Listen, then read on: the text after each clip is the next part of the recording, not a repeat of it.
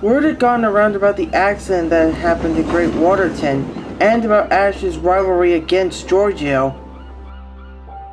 It had been a few weeks since Ash had caused his accident with Misty, and he was still on his punishment duty. Worst of all, everywhere he went, the other engines would treat him like a pariah. The little brown E2 tank engine would say nothing in his defense.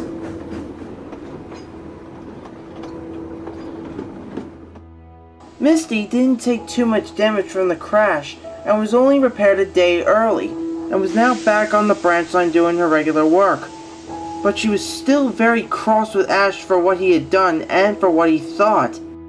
While Ash was working at the coaling plant as his punishment, Thomas had been sent to do Ash's work while he was away, and Percy and Davy took it in turns to look after Thomas's passenger trains, since he was helping Misty and Stepney out on the Field Roger branch line. Virgil had told Sir Topham Hatt about what Diesel had said to Ash, and the Diesel shunter was sent away to Bower and Furness for a while as his punishment, but even so, Ash was still not off the hook. One afternoon, just past lunchtime, Thomas, Misty, and Stepney were resting in the branch line sheds near Kildane while their crews went off for their lunch break. Misty was telling them both how Georgio was getting on, since she had only saw him just briefly after her repairs. Georgio's overhaul is almost complete. He'll be back in service in a couple of days. Well, looks like my time on the branch line is nearing an end. Looks like I'm back to work on the main line again. It was nice to have you on our branch line, Stepney. Thanks for doing all of his jobs, and you're welcome to come back on the Peel Goddard branch line anytime. Thank you, Misty.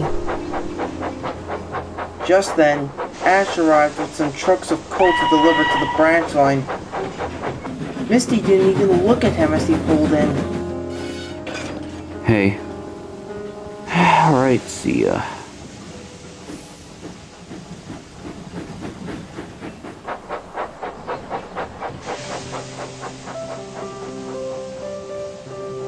Misty, ever since that accident happened, you've been giving Ash the silent treatment. He deserves it. He smashed into me.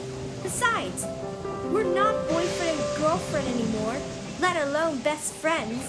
That accident was caused by faulty points. It wasn't Ash's fault. He didn't know. You're being incredibly unfair. Even so, you should have been more careful. You're just gonna throw away your friendship and relationship just because of this one incident? I just can't forgive him, not after everything that's happened. Alright. It's your decision and I can't change your mind. A few days later, Misty was in the sheds being prepared for work when she heard a familiar whistle. It was Georgio. He had finally returned from his overhaul, but he looked very different than the last time she saw him. Instead of seeing him in his Southern Railway green like he first arrived in, he was painted in BR black with white and red lining and the words British Railways painted on the side of his side tanks. Georgio? Is that you? Yes, it is Misty. But weren't you green? I was, but I decided to be painted into a new livery. What do you think? Well, I have to admit, you do look handsome in that new livery. The two engines began to chat with each other as they began to catch up. Misty soon told Georgio about what had happened at Great Waterton. Georgio was surprised, but he had heard from the other engines about Ash and knew that he wasn't a horrible engine.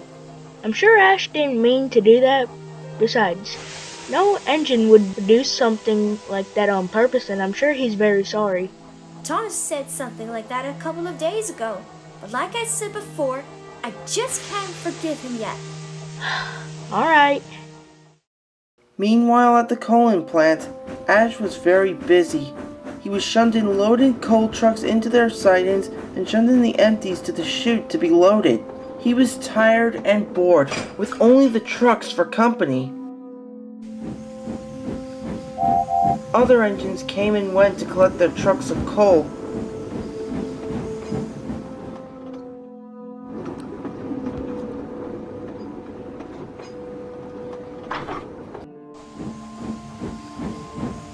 But whenever Ash shuns the trucks for the other engines, they wouldn't say thank you to him. Instead, they would just steam away or just blow steam into his face as they were still cross with him for what he did to Misty, which made the little brown tank engine feel even more left out. Oh, why did I listen to Diesel? If I hadn't listened to him, I wouldn't be in this mess and Misty wouldn't have broken up with me. Later, Sir Topham Hatt came to see him. You're doing well, but you may need some help. So tomorrow, Georgio will be coming to help. Now, I know that you have a grudge against him, but I don't want it to affect your work. You don't have to be friends with him, but please don't torment him. Yes, sir. Ash didn't want to torment Georgio at all.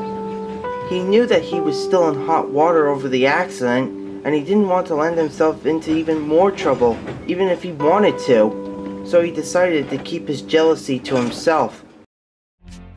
The next day, Georgio arrived and the two engines started work at once. Throughout the day, Ash was very impressed with Georgio's performance. He kept all the trucks in order and had them ready for the other engines. It was hard to believe that Georgio was the very same tank engine that arrived on Sodor a few months ago that had mechanical problems. Now, he was running in full working order without any problems whatsoever.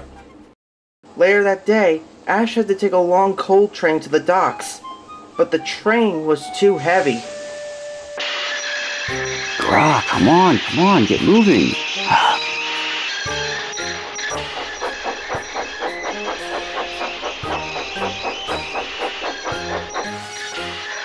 Do you need any help? Hold on, I think I got it.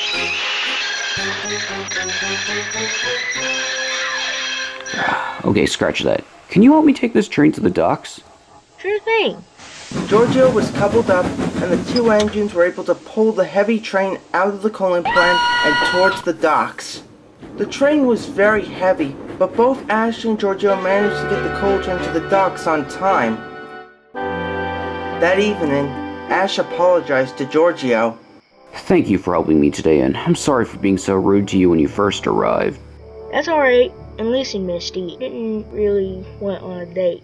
Misty wasn't really interested in me and said that she loves another engine.